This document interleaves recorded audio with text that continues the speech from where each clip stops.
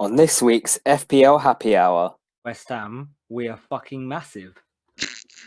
Tibbles he's got his catnip out and everything. Yeah, for those who don't know what Rob is talking about, go on.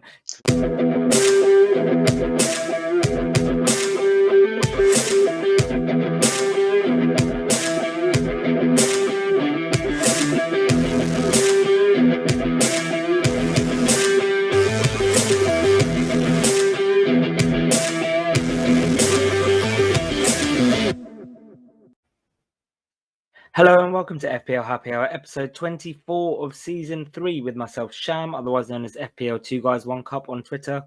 And myself, Rob, otherwise known as FPL Panda. Rob, how are you this week? Yeah, Better than last week? Oh, my FPL score last week was pretty good. And oh no, non-FPL I'm talking about. All right. Yes. Yes, it was. I would say it was quite enjoyable being at White Hart Lane on Saturday evening, but yeah, it was unnerving with how angry the supporters were. It must be a really hard feeling to be sitting with the home end supporting the away side. Yeah, I've done that before and I fucking hate it. Yeah, I wear my jacket like up here, and then I hum along to the United songs, and then when the goals go in, it's kind of a yes rather than full blown cheering. And when who was it? Oh, when Romero had his goal disallowed, obviously everyone's jumping around cheering. I'm just like, yeah, good goal, good goal. Yeah. And then when it was disallowed, I was just like, yeah, that's why I didn't celebrate, because it was obvious that it was offside. Yeah, but yeah, it was good. Much more positive performance. There's still a few bits. It took a bit of time to settle in. I think it took United about half an hour. In that first half hour of the game, Spurs had a couple of chances, but other than that, yeah, they were in control for most of the rest of the game. Yeah, McFred dominant in midfield. You don't hear that. Complete opposite performance of what they did last week. Fred even got a shot on target, which means it's a special day. And FPL wise, solid as usual. Going forward. Yeah, another solid week. Another, I think, probably finished on 58 points for the week. Another 100k rank rise. Yeah, Well it's yeah, looking good at the moment. I'm not sure if that includes the auto subs though. So. And as for West Ham, we are fucking massive. Tibbles he's got his catnip out and everything. Yeah, for those who don't know what Rob is talking about, go on Twitter and check out West Ham clips. Fucking amazing. Have you watched it this week? Yeah. Did you see the die rolling around? Yeah. That was the best bit. I hadn't even noticed that. When obviously watching the game, and then you see it all kick off, and I'd missed the original challenge. I think I was looking at my phone or something and missed the original challenge. You see it all kick off, and I was just thinking, oh, it's like you don't know what it's about, and then because what's his face? Who was it? It was Marvelous Nakamba. No, it was Marvelous Nakamba, wasn't it? Nakamba, yeah, 4 now.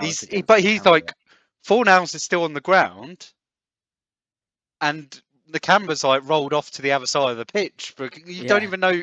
I didn't realise there was them two involved. I thought it was something with 4 nows.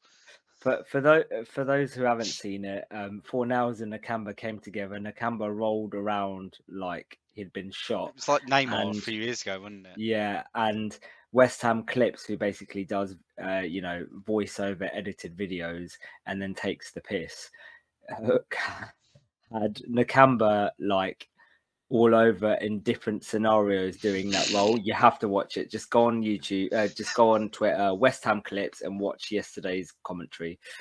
Very, very, very good. But yeah, another victory for West Ham, 4-1 win, and FPL wise doing well.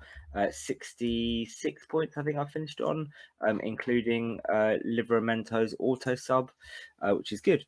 Well, as we're there, I might as well talk about my team for this week, and then we can talk about yours.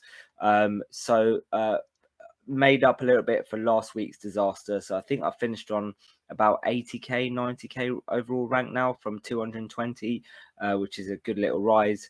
After my auto subs on 66 points, main performance for me. So I had Rafinha and James doing the business with 2 goals and 3 bonus points and the clean sheet, which was great. To have 2 goals and assist from a defender was amazing. Armstrong was there as well with the 5 points. I had started Mbeumo and I was like checking my phone every couple of minutes to make sure that if he'd been subbed on, because it was like the night, like I think it was 80th minute, and I was like checking, then they did their 3rd sub, and I was like, fuck for that. Knowing that Livramento would come in before him. So yeah, overall, sorry, not Mbeumo. So Azpilicueta wasn't starting and didn't come on, and then Mbeumo was 1st sub and Livramento was 2nd sub.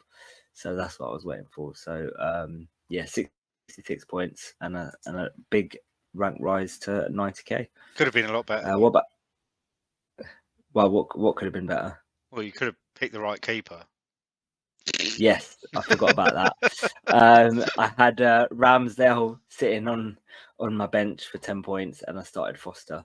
I mean, a which lot was of annoying. people have that Did Ramsdale that. Foster combination, and I mean, no one any other day, like Leicester win that game 4 or 5-2. Yeah. Ramsdale was just having one of those days when nothing was getting past him. I Do you was know what? impressed with. Every season I don't do the 2 keeper thing just because it fucking pisses me off. I always choose the wrong keeper. So from now on, I'm just going Ramsdale and just leaving Foster on the bench, even if they're playing whoever. I'm just starting Ramsdale. I mean, I like having 2 keepers because you can rotate as long as you pick the right 2. Yeah. You can rotate through the fixtures, etc. Which when I originally at the start of the season, I picked my 2, Gaeta and Sanchez, and I thought I'd have been wildcarding before now, and yeah, so I wasn't expecting to get to last week with Sanchez against Liverpool and Gaeta against City, but yeah, that leads us on. That leads us on to my Yeah, team. go Yeah, on. Your team. it worked out all right. I mean, there was method behind the madness of starting Gaeta away to City rather than Sanchez at home to Liverpool. Or was it the other way around? They were both away. They were both away. Well, there was method behind the madness. Like, you'd probably would have expected Brighton to maybe get something out of it rather than Palace. But yeah, it was all because of the uncertainty over the Chelsea defenders. If Chilwell or Rudiger didn't play, then I would have had Veltman coming in, which if I started Sanchez, I wouldn't have been happy about having a double Brighton defence against Liverpool.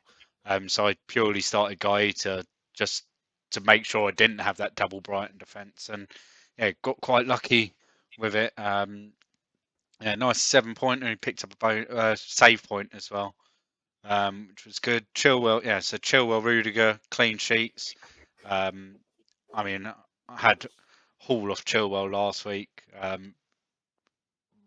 It's maybe a little bit of regret going him over James over the last couple of weeks now. But yeah, I'm happy with him. It's not anything to panic about. Cancelo disappointing with only 2 points. Sarr 2 points. Mount didn't play, so I had Gray coming in tonight with his 2 points. Salah, along with everyone else, for his 10 points. Well, for his 5 points. but everyone got 10 points. 5 points for Ben Rama.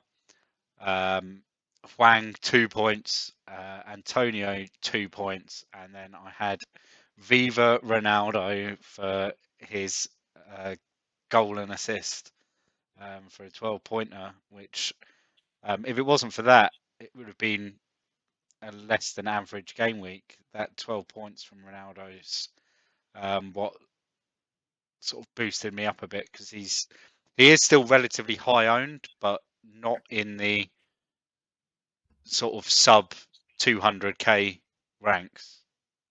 Yeah. A lot of people have moved on. Well, they moved on to get Lukaku, and then have then moved on to elsewhere, either Kane or wherever. So yeah, I'm not sure I'm going to be getting rid of him now. The plan was obviously to go from Ronaldo to Lukaku for this run. Then it changed to going from Ronaldo to Kane next week or this week. But I'm just not too sure about it. So I might keep him in against City and just see how I feel after the international break. But then the fixtures, I mean, I'm not taking him out before United play Watford. And I mean, Chelsea's Chelsea. That's one. But I could potentially take him out for a week and bring him back the following week. In quite a nice position with that. Nice. So yeah, nice green arrow at the moment from 320 to 216, so just over 100k green. So at one point, I think even overnight, it was down to like 120k, which would have been really good. But obviously the Jimenez goal must have pushed it up a little bit this evening. Right. So the agenda for this evening, we're going to go through one to watch like we normally do this week. So myself and Rob have chosen a player each that we like for the next few game weeks. And normally we do two hot topics, one of our own and one from Twitter. However, we're just going with the one tonight because it's a bit of a meaty one. So we put a poll on earlier about 3 different topics for a hot topic to discuss. And the one that won was West Ham and Antonio. Should we jump off Antonio? And I guess West Ham in general, which I can talk a little bit about, and then we'll go through comparing Antonio's stats to other strikers and whether or not we should be jumping off Antonio, because a lot of people are for this fixture on. Right, let's go through the ones to watch first, Rob. So we've chosen a player each based on the eye test and from the game week just gone. Obviously, there was no eye test for your player, Rob, but because he didn't play. However, I'm guessing you have chosen your player, which is Reguilon, for the upcoming fixtures and what may come. I chose my player, which is Conor Gallagher of Palace, because they've got a decent fixture on coming up. And I really liked the look of him over the weekend in playing against City. He was up and about it. The last few weeks, he's been quiet. However, I really saw him kind of come to life over the weekend in the City game, and he was kind of everywhere around. And I really like the look of him. So, yeah, why did you choose Reguilon, Rob? Well, it's purely because there's a certain Italian that looks like he's about to take charge at Spurs. I mean, we're at the moment about 10:30 on Monday evening, and there hasn't been any formal announcement yet, but it all seems like there is a deal there, and there'll be some form of announcement maybe first thing in the morning of Antonio Conte going to Spurs. And we know that he likes to play a 3-5-2 with high attacking wing backs, and between Reguilon and Emerson Royale, who I also think could be a solid pick. But I think with Reguilon, you've got that we know what he's about through last season. We know that He gets high. He swings crosses in.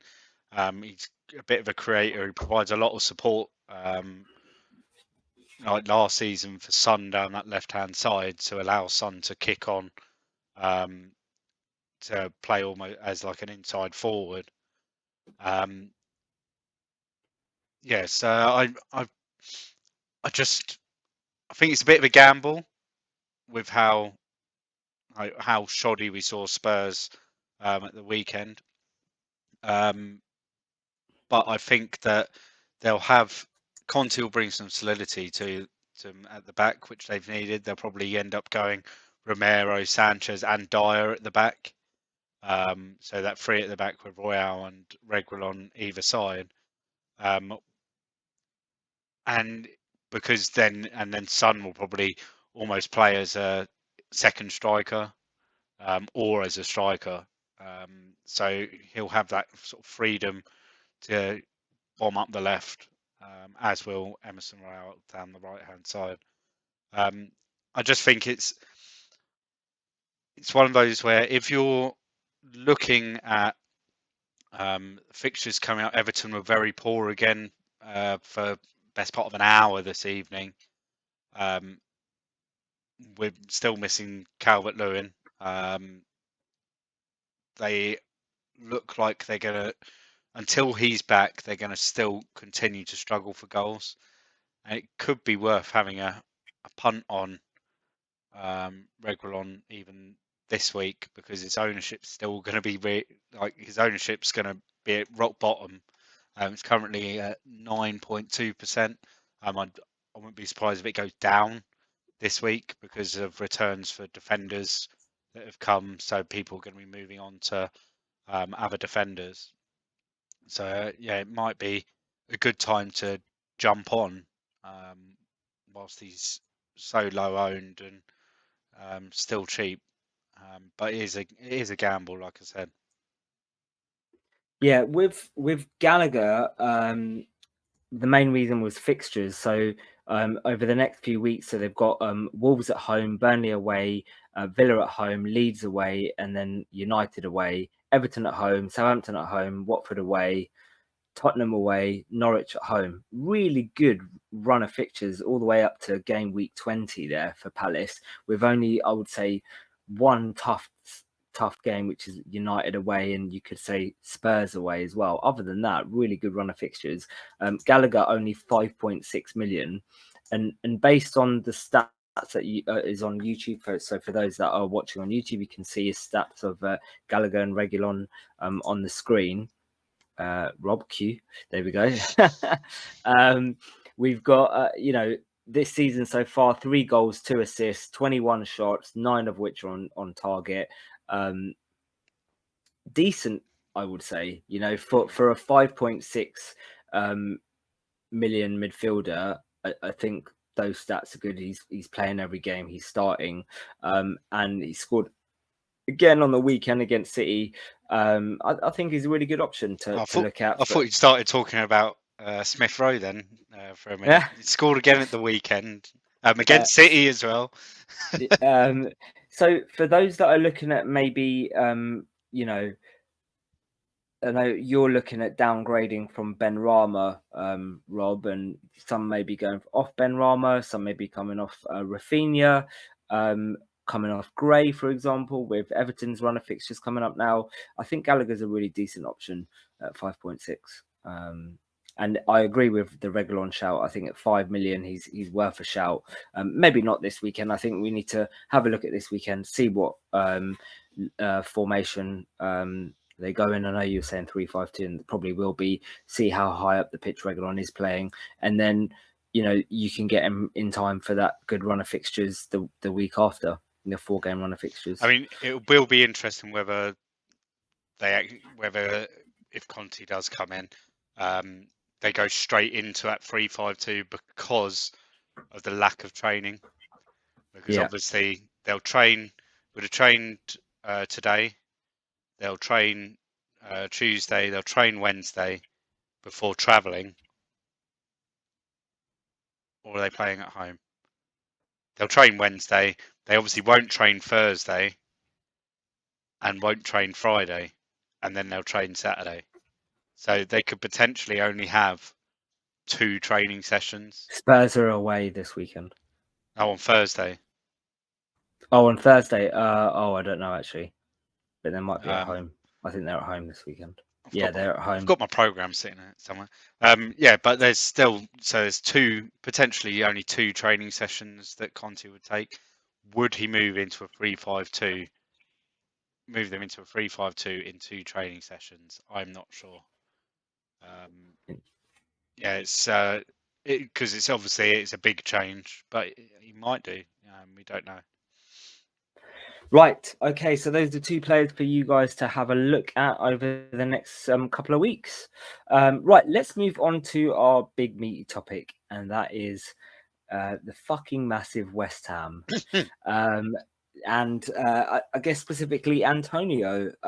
Let's talk a little bit about West Ham first. So for those that regular listeners know that I'm a big West Ham fan, a season ticket holder. We are playing unbelievable football at the moment. So proud of the side.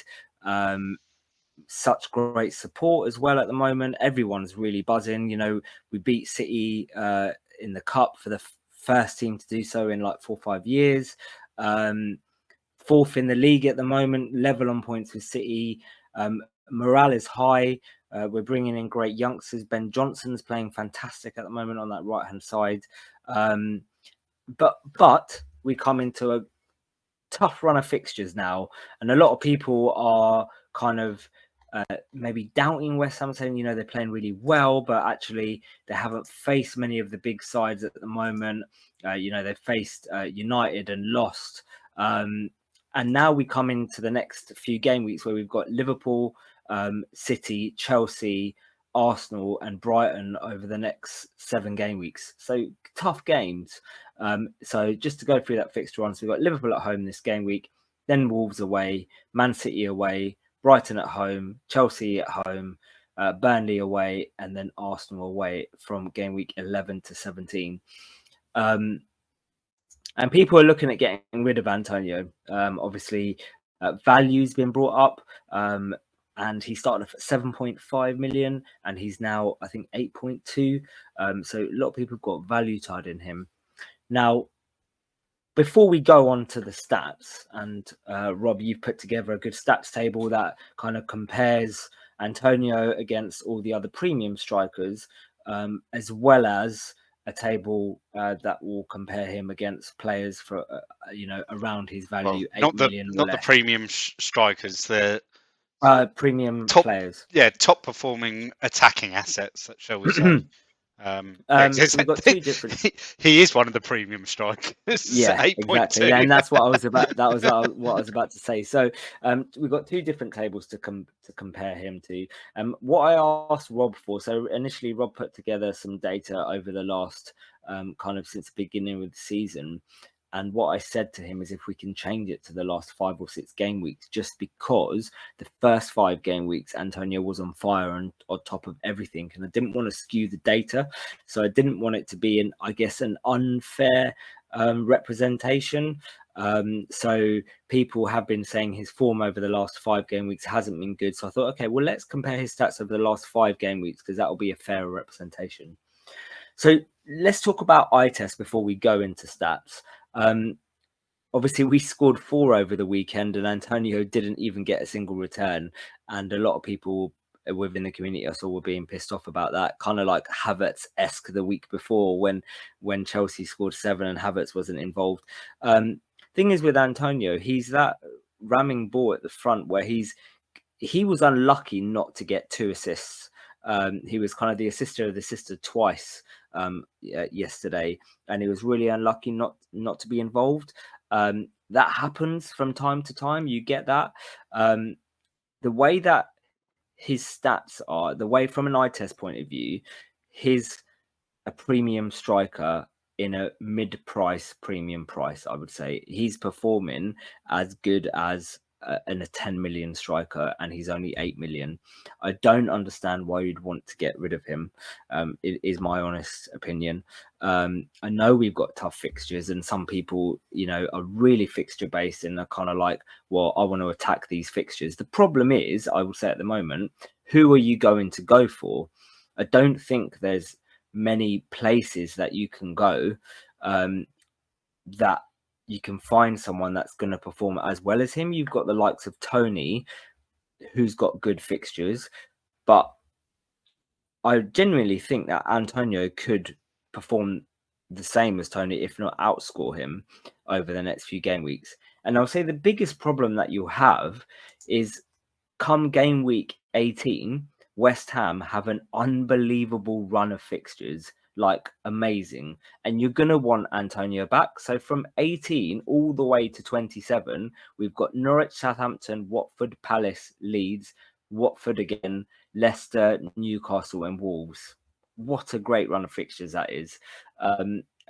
And with in 6 consecutive fixtures from 18 to 22, Norwich, Southampton, Watford, Palace, Leeds, you're going to want at least 1 or 2 West Ham assets during that side time. So you're going to jump off Antonio now, lose 0.3, 0.4, whatever that you've gained from him, and then have to buy him back at 8.2, 8.3 in 6-7 game weeks. And I just don't see the point of doing it. You might as well hold him, even if you want to bench him against the likes of Liverpool, City, and Chelsea. Not that I'm condoning benching him, because I don't think there's any point, but you're going to lose a lot of value doing it that way. So yeah, from an eye test point of view and just a general kind of understanding, being a West Ham fan, I don't think it's the right time to get rid of Antonio. I don't think you should be getting rid of him. He's worth every penny. We will score goals in this time. I can see us scoring against Liverpool on the weekend, and if we score, he will be there or thereabouts within the goals. And no, he didn't score yesterday when we scored 4, but generally he is there or thereabouts. What do you think, Rob, before we move on to stats? Yeah, I mean, you can see that everything still goes through him once it gets into the last third of the pitch. He's very much the start of most attacks. I think there's been a slight difference where it may be a confidence thing from other players. The likes of Ben Rama, Bowen, Fornals getting past him. And so that obviously, like we saw yesterday, that then takes the returns away from him. But we know that there's still potential there. I think against teams that play sort of a low block against them, he'll return. It's teams that are pushing high, like yesterday against Villa.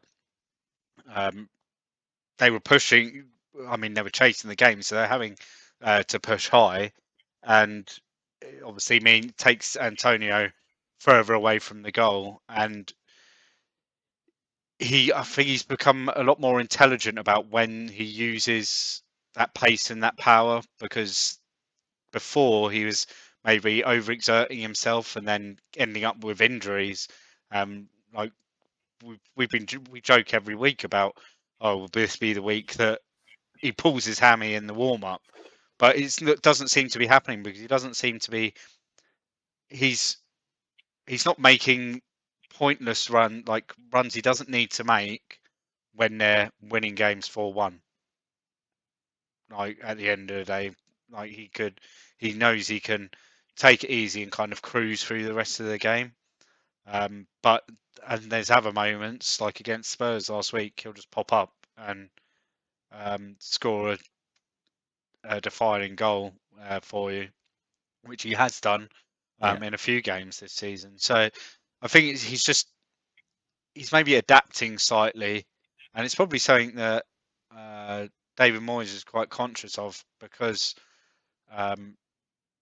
there is no backup. When he got the red, I think he got quite lucky that he only got the one game. So it meant he only missed one game, and you could bring him straight back in. I think if he's missing for sort of 3, 4, 5 games, I think you'll suddenly find that West Ham struggle a little bit and maybe fall behind in that that race for the top four, just purely because there's no other player that will play that role as he does in that team. Yeah. We saw last year when he was injured, Souček kind of played as almost like a false nine, so they had that target man up top. But he's not going to give you what Antonio can give you, is he? So at the end of the day, so yeah, that's my view from an eye test point of view at the moment. All right, let's look at the stats then, and let's look at premium players first. So obviously you put this together, so for the benefit of those on the audio, if you want to have a look on YouTube, we've got the stats table all kind of like laid out with all the premium assets. So you've got stats for Salah, Vardy, Mane and Son here comparing against Antonio. The first thing to kind of note is Salah smashes every single stat, and is well, basically not every on single top one. There's a few. 90%, 90% Most of them. Yes, most of them. So we haven't Rob hasn't highlighted all the ones that kind of he's on top of, just because it would just be a sea of highlighted stuff across Salah. So how does he compare to everyone else apart from Salah? So apart from Salah, well, let's just quickly run through it. So points, obviously, Salah the last 5 weeks, 62 FPL points is insane. Absolutely insane. The closest to him out of this group is Son on 30. So I mean, value-wise, and then Antonio got 20 points in that time. He's actually got the least FPL points out of the 5 of them in this time. Value, Antonio is 4th out of the 5. He's only ahead of Mane. Goals, he's joint 4th with Son on 2 goals. Obviously, Salah with 6, Vardy with 4, Mane with 3. No assists, which Salah's obviously got 4 assists in that time. Son's picked up an assist. Shots. So obviously this is like one of the important ones. We want our striker to be taking lots of shots, or in this case, our attacker to be taking lots of shots. So Salah's taken 20 shots in the last 5 weeks. Antonio's taken 18. So he's getting off almost as many shots as Salah is. I mean, Salah's 4 shots every 90 and Antonio 3.6 every 90. So it's, I mean, very similar numbers between them. I mean, after that, it's Vardy on 2.9. So yeah, he's taking more shots than Jamie Vardy is, and a lot of people are saying, "Oh, try and get the money to go from Antonio up to Vardy," and I'm not entirely sure of that, because Vardy played less minutes and taken less shots. Shots on target in that time, Vardy actually wins out with 5, Antonio with 4, Son with 5 as well. Antonio's shot on target percentage is actually the least out of everyone, which is another sort of a con next to his name rather than pro. Shot creating actions, he's got 28 shot creating actions, which is more than Salah, more than Vardy, more than Mane, and more than Son. Son was the closest to him on 22. Goal creating actions, he's on 3, which beats everyone apart from Salah. So, I mean, just though stats are like shots, shot creating actions, goal creating actions, tells me that he is getting involved up at the top end of the pitch. Maybe just being unlucky or not with the shots on target probably not clinical enough, which we may, like at the start of the season, like he was. If we go through the first 4 games of the start of the season, he took 10, 15, 17 shots, whilst 7 of them were on target. So slight increase there in like his percentages. So yeah, maybe he was just more clinical at the beginning of the season than he is now. When he's taking those shots, I don't know. Finally, just go on to non-penalty XG, because we have got some penalty takers in here. Over the last 5, Antonio 2.5, Vardy 2.9 is the best other than Salah on 3. XA, Antonio is the best other than Salah, with 1.6 over the last 5 to Salah's 2.5, giving a expected goal contributions per 90 of 0.82, which is the second best after Salah's 1.1 expected goal contributions per 90. Better than Vardy, who's on 0.8, better than Son on 0.64, and better than Mane on 0.53. So that tells me that in the last 5, and it's quite clear, like you can clearly see that apart from the returns, like the actual returns, everything else, he's more or less on par with Vardy at what 2.6 million cheaper. And then some will argue, oh well, West Ham have got a really tough run of fixtures coming up, as we spoke about earlier. So it's worth jumping off Antonio. I would say in return to that West Ham at the moment can return against anyone, and Antonio, to me, I think is fixture proof. I would not be surprised if we score a goal or 2 against Liverpool on the weekend. I mean, I'm not saying that we'll win. I'm not saying we'll win, but I wouldn't be surprised if we scored a goal or 2. If Brighton can score a goal or 2 at Anfield, why can't we score a goal or 2 the way that we're playing at the moment? And you'd think Antonio might be involved, right? Yeah, these sides, they aren't invincible sides. They're great sides. Like, I mean, I said last week that in Liverpool, Man City, and Chelsea, we've probably got 3 of the top 4 sides in Europe at the moment, but they're beatable. We saw Palace outplay Man City for long periods of the game the other day. Dominate probably wasn't the right word, because Man City did have a lot of the ball still. And we saw, Brighton just not give up showed a great resilience against Liverpool to come back and grab a point from being 2-0 down. So,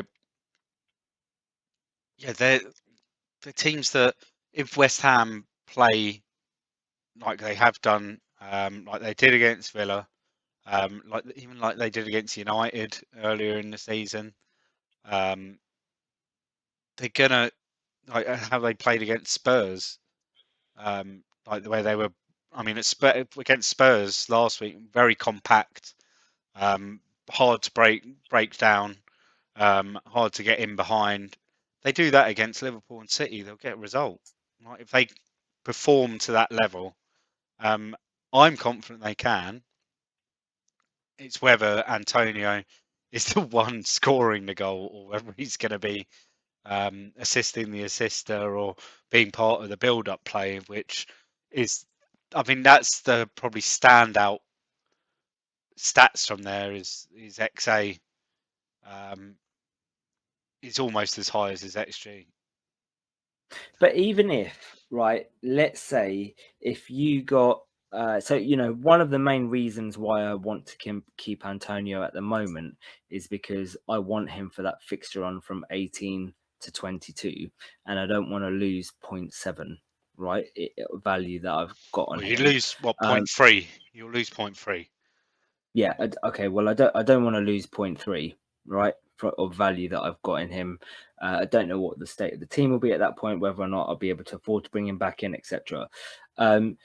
In the 7 game weeks leading up to them, do I think that he could get 4 returns out of 7? Yes.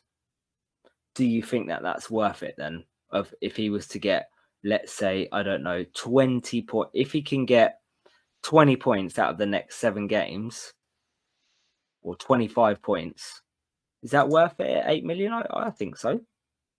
Out of the Why next not? 7, Yeah. I'd probably want 30. What, 4.5 points a game? Yeah. So I'd want in there, say he didn't return against City or Liverpool, you need a double-digit haul there. Well, yeah, I guess. You'd need Well, like even if you look at, you need a sort of a 10 to 15 pointer in there, where he gets a couple of goals, maybe an assist. Can I see him getting a brace and an assist? Now he did it in game week 2 against Leicester. So against not a bad team, although Leicester in game week 2 were a very different team to Leicester now. But yeah, nonetheless, he got 2 goals and an assist in that game. But other than that, I mean, if you take away those first 3 games where he scored 4 goals and got 3 assists, there's not much that would lead me to say he could haul. yeah. That's my concern. But I'm not looking for him to haul from now for the next 7 game weeks. I'm just happy for him to return 4 out of 7, and I would be happy personally. I would be happy if he was to return 4 out of 7, and then I've got him for that run where a lot of people might have gone off him and not be able to afford to get him back for that first game week against Norwich in game week 18. Unless those are wildcarding, then you're in an advantage, Rob, where you could get off him now if you wanted to, if you're not worried about value and all that. Wildcard him back in at 15. Yeah, Which you could look at doing that if you want to. That's something that I have considered, because even if I don't wildcard him back in 15, I could go with someone like Jesus or someone like that as part of my team in 15, and then in 16 I could bring Antonio in. Well, yeah, 16 he's got Burnley away and then 17 Arsenal away, which I don't think Arsenal away is a bad fixture, and then that's in 17, and then 18 you've got in Norwich. So for those wildcarding in 16, you could get off him now. So over the next 5 game weeks, you're avoiding Liverpool, City, Brighton, Chelsea, and then you bring him in for Burnley in 16. I don't mind that if you want to do that, but then obviously you're losing money from him. I mean, me personally, I don't. Genuinely, out of Liverpool, City, Brighton, the game that I'm most scared of is Brighton. And you might laugh at that, but we've got a terrible record against Brighton. Like, we cannot ever beat Brighton. Like, I mean, I the other issue is, now it's okay if there's a drop of 0.1. It's once it goes less. If he drops 0.2, that's when you start losing that value again. Yeah. Now that's the problem, because if he then blanks for another, if he blanks again this week, then there's that international break where a few people will be hitting that wildcard button. Even then, I don't think, if he blanks again, I don't think he'll be over 35%. Maybe even more. He could drop even more. And that's when we'll be looking at that week going into game week 12. He could potentially drop at least once. Well, let's have a look at how does he compare against players from price, similar to him. So, if you're coming off Antonio, who are you want to who do you want to go to? And we've got a comparison on the screen now of Antonio compared to Tony, St. Maximum, Jimenez, and Malpai, because these are the kind of players around Antonio's value. How do his stats now compare to these players, Rob? Obviously, we're obviously not going to go through all of Antonio's stats, but he still outperforms all of those other players, apart from probably Jimenez. It obviously doesn't include Jimenez's points or goals or any of his stats from the game this evening. But obviously he beats Antonio since game week 6. He beats him on points scored. He'll level up with him on goals. He's also got a couple of assists in there as well. I don't know about his stats for shooting, but I doubt Jimenez took 12 shots tonight. So Antonio still No, he only took one shot, I think. From the took stats one I just shot, looked got at. it on target. So that there's 100% shot accuracy for Jimenez from I tonight. think. Oh, sorry, one shot on target. I don't know how many shots. Okay. Yeah, and I mean, Morpai went off injured a couple of weeks ago, so he misses a game and a half's worth of stats there because he didn't play at the weekend. Saint Maximin, I thought had looked better than he actually does, but I mean, these are forwards that are less than 7 million, apart from Jimenez, that you're going to be paying more on. These are all forwards that are less than 7 million. You're not expecting huge amounts of returns, and like 16 points from 5 games, 3 points a game, just over 3 points a game from Saint Maximin. You'd probably take that, wouldn't you? 3.3 points a game from your nothing forward, or would you want more on average? So More than that. every 3 games they score. Yeah, I'd rather have Antonio over the next 7 because I think he'll do more than that. So why are we bigging it? Okay, and this then brought me to why are people going Antonio to Tony? Yeah, no, I agree. I agree.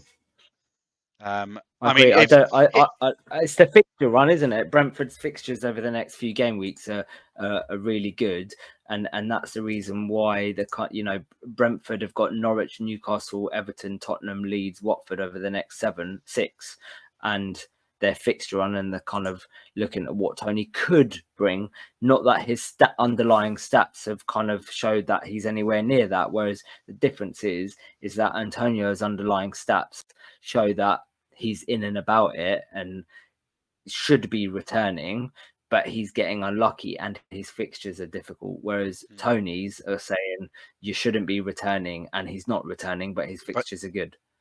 Yeah, I mean, but yeah, we've got to also say West Ham are a better team. Yeah, like I personally think they are now one of the top 5 teams in the country. we're fucking massive. I told you, mate. Well, you're not massive. Like Champions League, mate. Yeah, Champions League. You playing tomorrow night? No. Maybe next season, mate. At this you know rate, what? I think Clip you will this be now, next but I season. wouldn't be surprised if I wouldn't be surprised if we win the Europa League. I would not be surprised. I think you'll win a trophy this year, whether it be Europa League or well, Roma could go out of the Europa League, Spurs could go out of the Europa League. Leave West Ham probably as the favourites. Well, no, they're not in the conference, isn't it? Oh yeah, they're in the Conference League, aren't they? I thought They're you might get. You might we're lose. Favourites at the moment. We're Favourites bookies' for the favourite Europa at the League. moment. Yep, 10-1. British bookies. British bookies, yeah. Yeah, so I always because with like the betting markets, obviously they're going to be. It's like England always go into a major tournament, it's like second favourites because every Tom, Dick, and Harry goes and sticks a tenner on them. Yeah. At the moment, we're bookies' favourites. They always it always gets weighted, doesn't it? Slightly towards the home side with our bookmakers. Anyway, on to Yeah, if I was coming off Antonio now, the one player I'd be going to is probably Jimenez. Yeah, I don't Well, blame you for that. that's a fact, actually. It would be if I'm not going up to a Vardy, a Kane, a Son, where there is the sort of form and fixtures. Well, form for Vardy, fixtures for Kane and Son. Then I'll be going to Jimenez, who, I mean, Wolves have got this a reasonable run where they play Palace next week. Then they play West Ham at home. They've just won two home games on the bounce. So yeah, it's not an easy fixture for West Ham. But then they've got Norwich and Burnley, one after the other. And that brings him, like, if I didn't already have Hwang, if I was an Antonio owner looking to come off him now, I'd be going, yeah, let's have a pop with Jimenez, because he looked sharp, and he took his goal tonight. He just took it so well. It was a bad pass back, but he's through one-on-one with Pickford, just dinks it over him. Just like let's Pickford make the decision. And we saw a couple of times at the start of the season where he maybe took that shot a bit too early, like almost a bit hasty, like too hasty to get his shot away. And now he was decisive. He knew exactly. You could see what he was going to do. Gave Pickford the eyes, let Pickford make the move, and just dinked it over him. And against Norwich, it could be a haul. Like it could be like the Wolves have got their tails up. The Wolves have, and yeah, you could. I think where Antonio in game week 13 against City most likely won't get a return. I'm not saying he won't. He most likely won't. Whilst Jimenez, I'd say he probably has over 75% chance of getting a return, maybe over 90% chance of getting a return against Norwich. Yeah, I think, in summary, for me personally, I wouldn't be coming off Antonio. I understand why people might want to. And like you say, Rob, Jimenez could be a good option. But, you lose that value in that time. You're going to want him for that good game week run from game week 18, even 16, Burnley, and then Arsenal in 17 is not bad fixtures. I personally think he's worth sticking with. He can return in any game. Yes, we've got a tough run of fixtures, but I can't see why he can't return and why we can't score based on the way that we're playing at the moment. I guess you kind of agree with me on that, Rob. I agree with that. My concern is that value disappears. Yes. I think it's a turning point kind of at this stage of the season to be owning him. The fixtures turn. If he gets a couple more blanks, that ownership's going to drop massively, and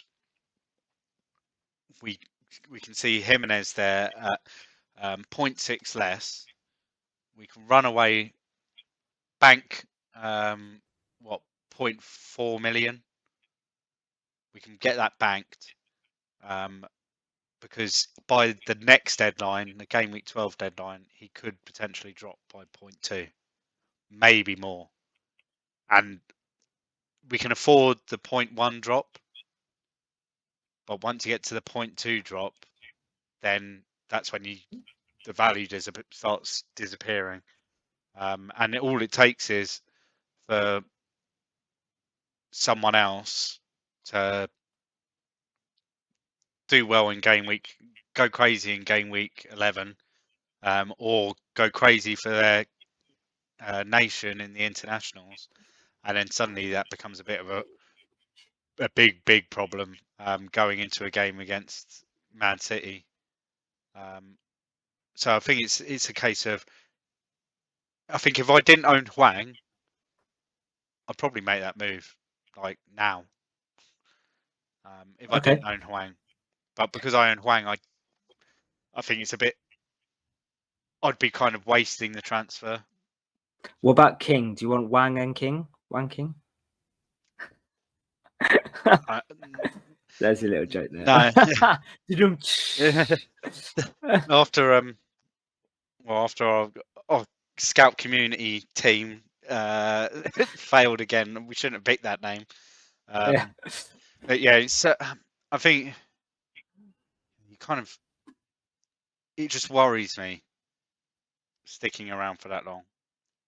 Okay, fair enough. Well, I think we've done the subject to death.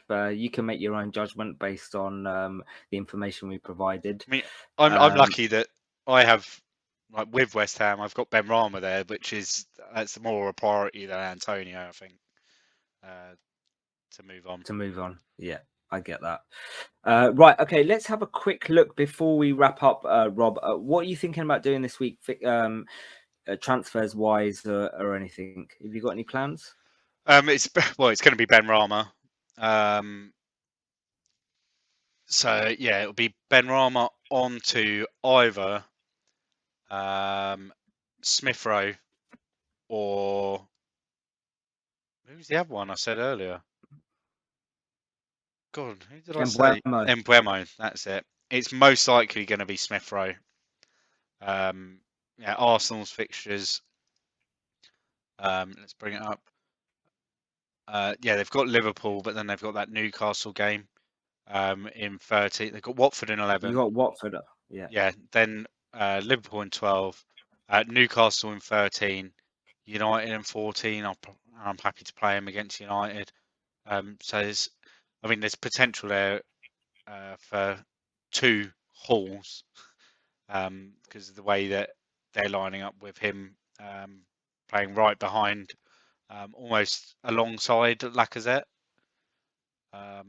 It's kind of like Aubameyang as a number 9, Lacazette behind with ESR and Saka either side of Lacazette, but they've all got a license to sort of push on, move inside, swap around with each other, and all sorts.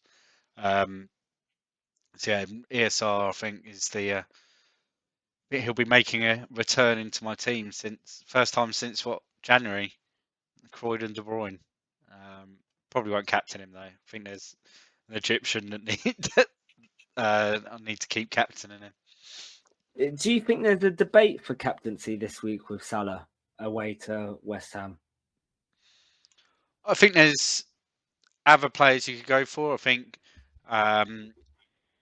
people that took the punt on Havertz, it could be a sort of a kind of a last chance saloon and roll the dice on him one more time.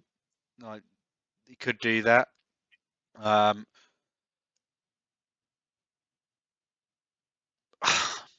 It's not really, like, unless you've got Kane or Son and want to just go for the new manager bounce. There's not much there that says to me, yeah, let's do it, let's go for it. Obviously, if Lukaku was there, I'd be all over Lukaku this week. But I wouldn't be going like Ivan Toney. I wouldn't be backing him against Norwich. Not against, like, because we know that no matter what, the effective ownership of Salah is always going to be over sort of 160, 170% now. It was 199% this weekend. Yeah. The only way it's getting higher is either more people captain him or people start triple captaining him. Imagine that week. The worrying thing is, like, we all know now that we're going to be triple captaining Salah on the same week that everyone else triple captains him. Yeah. Like, because otherwise it won't be any fun using that chip. Because you'll always be, if you use it before everyone else triple captains him, then you're always going to be sitting there waiting for that week that everyone does. So yeah, it'll be a case of just the triple captain chip, just use it at the same time everyone else does this season. Yeah, there's no one really. Ronaldo? Nah. You might though. It was a good goal. I don't know what I'm doing with my team. Have you got any ideas? I really don't know what to do. You got Uh, free transfer. 2 free transfers. Oh, so you've got to burn And one. yeah, so I really How don't much you know got in the where to bank? go. 1.3 million in the bank. So options that I was considering was so my plan next game week is, depending on if Conte comes, is to get in Son. So I was looking at going Havertz to Son and downgrading Diaz or Aspilicueta down to someone. So I could do Aspilicueta down to Chilwell. I could do Diaz down to someone else. I want to keep James and I want to keep Cancelo. Other option is upgrade Armstrong to Tony. I wouldn't. I probably wouldn't be doing a Chelsea defender to Chelsea defender Okay. this week, but purely because after this week, yeah, their fixtures get a bit tougher. They got Leicester, they got Man United. So yeah, the next three, Probably Burnley, want to then come Leicester, off then anyway. yeah. So if I was coming off Aspilicueta, I'd be wanting to go on to someone that has a decent run coming up, or someone that I can get some like free up some funds somewhere else, and that could be where Pontus Jansson or Pinnock come in, or Rico Henry Or Regulon. or Reguilon. I'd honestly, I'd go with a Brentford defender. Just go Aspilicueta down to a cheap Brentford defender. So The only then to problem that then it almost use feels that. like a waste, because I'm gonna want to bring in like, if I think Tottenham play well next week, I'll probably do Regulon and Son in for Havertz and Aspilicueta next week. So it's really tough. Like, I don't know whether or not to. What do you think of But you can Armstrong to Tony? just do the. But you'll have 2 free, so it's more or less a 1 week punt. And I think Aspilicueta is a big problem. Armstrong, I'm not sure I'd take out ahead of Villa at home. But do I want to be taking out Aspilicueta now against Burnley at home? Is he playing? Well, I hope so. You probably won't know. That's It's the difficult, thing, isn't it? because he'll play midweek and then get rested at the weekend, or he might not get rested because it's the international break.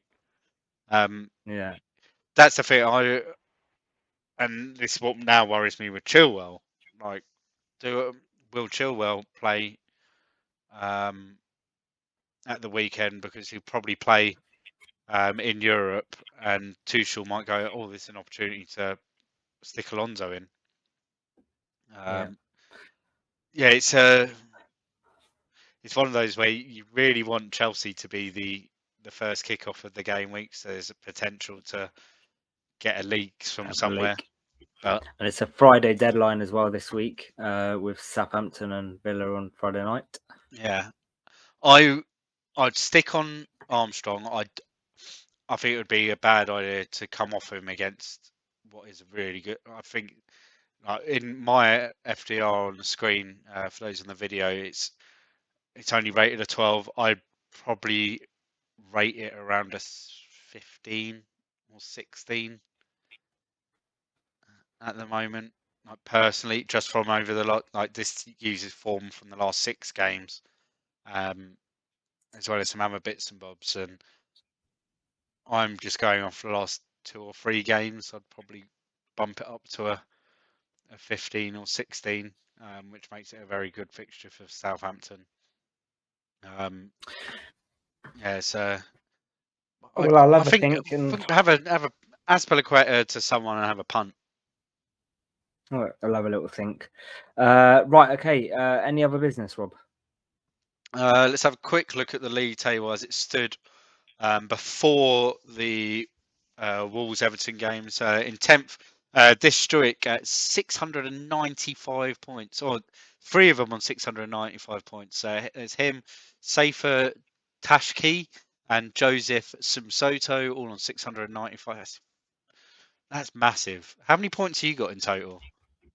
I have about 650, I think. I'll double check. 666 I have. The Oh, so you're devil. not actually that far behind them.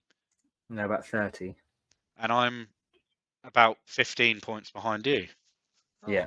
Oh, all right. Okay, I can still win this. Then.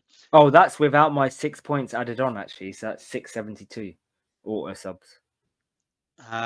Right. So yeah, there's those three. Then Scott with 701 points. Greg Cook was 703.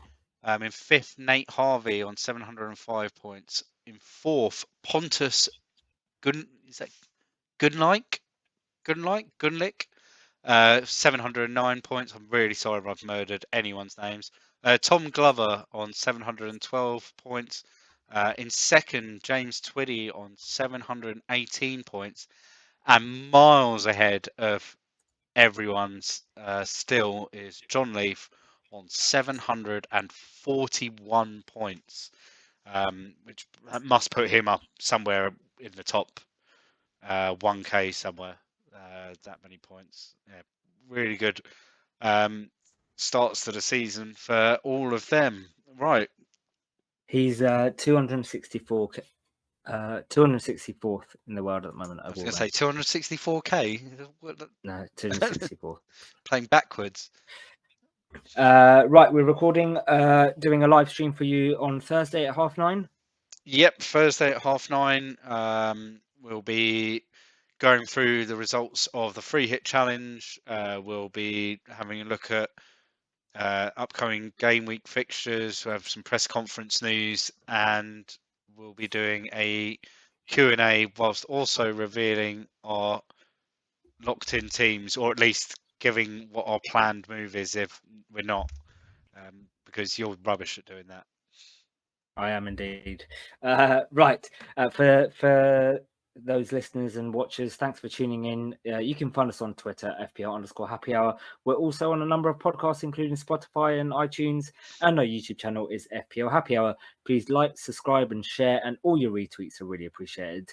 Until Thursday, we'll speak to you then. Bye-bye. Cheers, guys.